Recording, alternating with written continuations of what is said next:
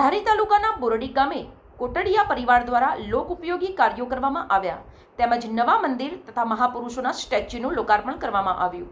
Location બોરડી। ધારી તાલુકાના બોરડી ગામે કોટડિયા પરિવાર દ્વારા ગામમાં વસતા દરેક લોકોના ઘરને રંગવામાં આવ્યા હતા તેમજ બોરડી ગામમાં નવા રાધાકૃષ્ણ મંદિર સહિતના મંદિરોનું લોકાર્પણ પણ કોટડિયા પરિવાર દ્વારા કરવામાં આવ્યું હતું તેમજ કોટડિયા પરિવાર દ્વારા મહાપુરુષોના સ્ટેચ્યુ પણ બોરડી ગામને અર્પણ કરવામાં આવ્યા હતા।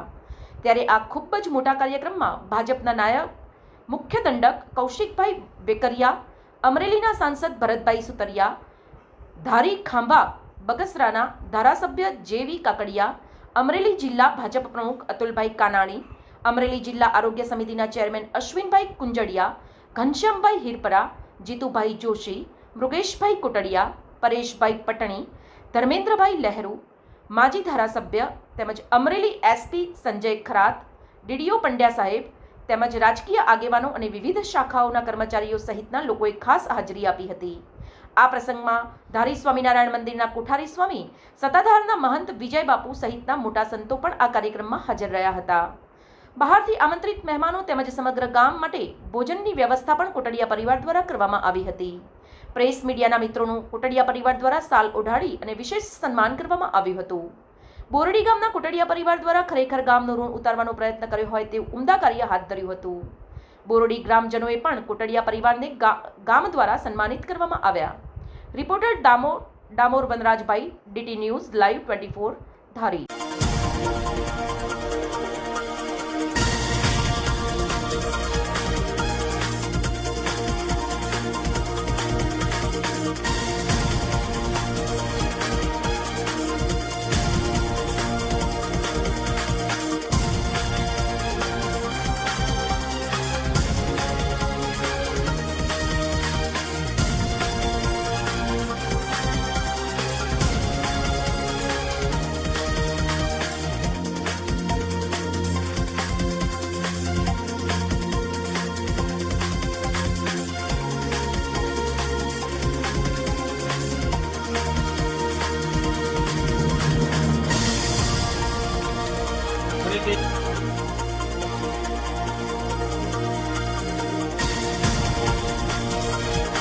ગામમાં કોટડિયા પરિવાર અમે 5 ભાઈ વસાડે જે આખા ગામમાં કલર કર્યો છે।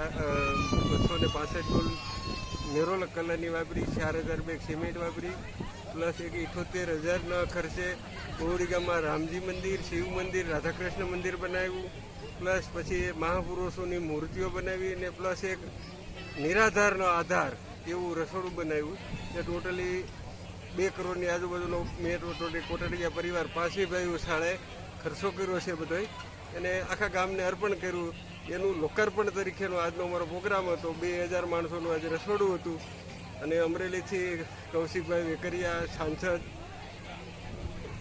અમરેલીના સાંસદ ભરતભાઈ સુતરિયા, જેવી કાકડિયા ને તરોડા ગુરુકુળથી સંતો પધાર્યા હતા, પછી સત્તાધારથી વિજયબાપુ પધાર્યા હતા અને બગસરાથી વિવેક સ્વામી પધાર્યા હતા અને બાકી બધા અમદાવાદ, સુરત, મુંબઈથી બધા મારા મિત્ર સર્કલ આવ્યા અને બધાને મને સાથ સહકાર આપ્યો અને અમારું કામ ઉજળું છું।